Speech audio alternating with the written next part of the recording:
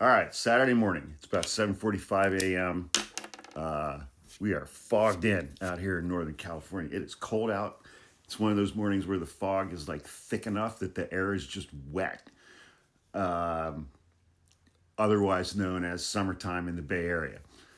I saw some breaking news when I got back from my walk this morning.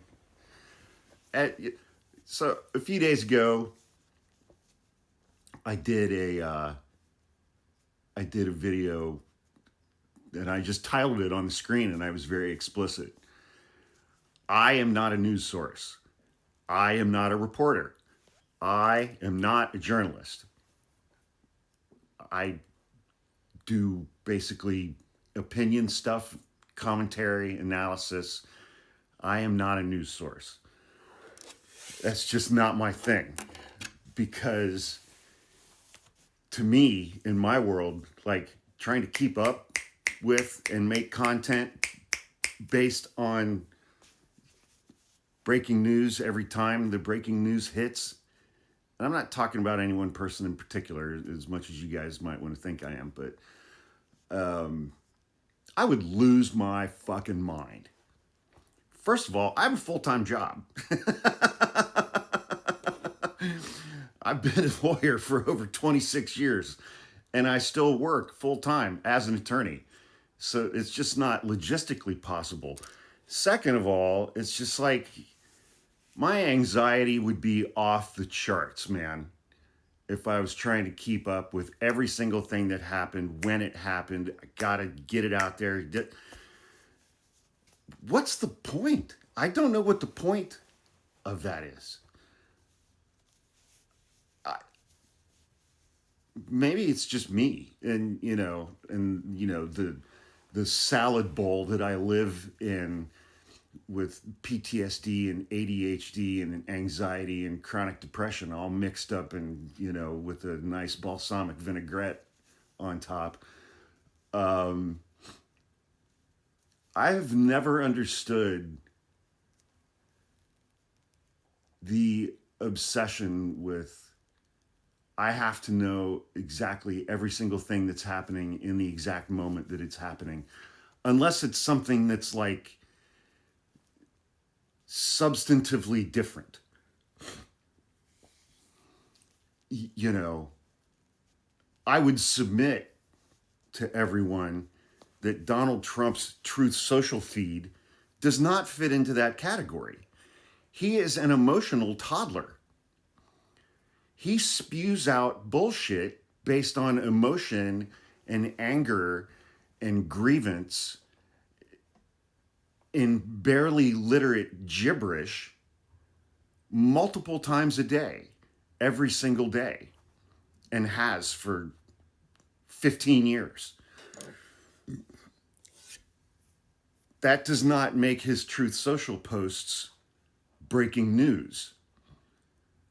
I He's a dementia riddled asylum patient who is not institutionalized only because he's a wealthy white guy.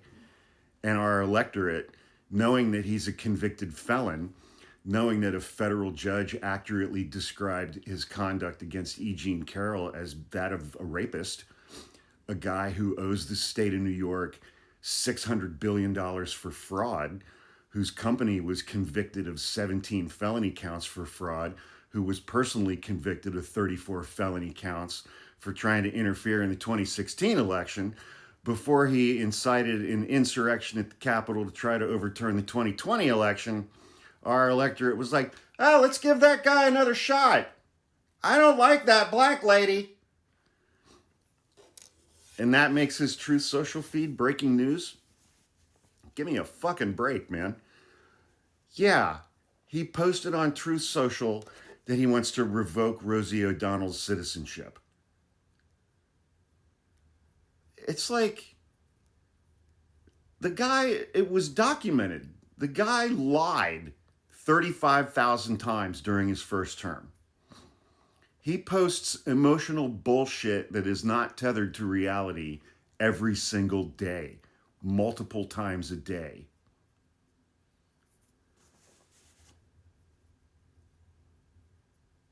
doesn't make it breaking news.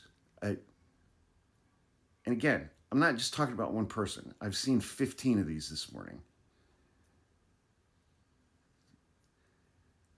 I I think way too many people equate Donald Trump's words with actual actions that are taking place in that moment. And I'll put it this way.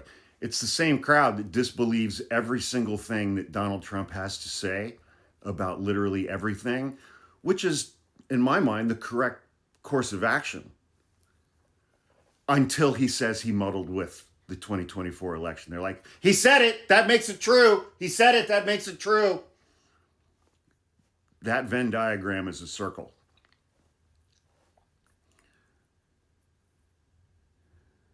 I am profoundly and deeply concerned about the general overall mental health of people in this country. I mean, mine's hanging on by a thread, and I'm in therapy every week.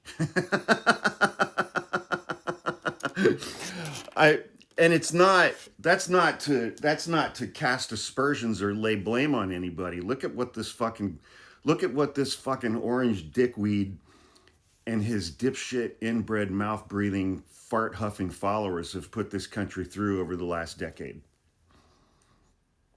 How does anybody maintain any semblance of mental health through all of that? We are all hanging on by a thread, man. And it's just like,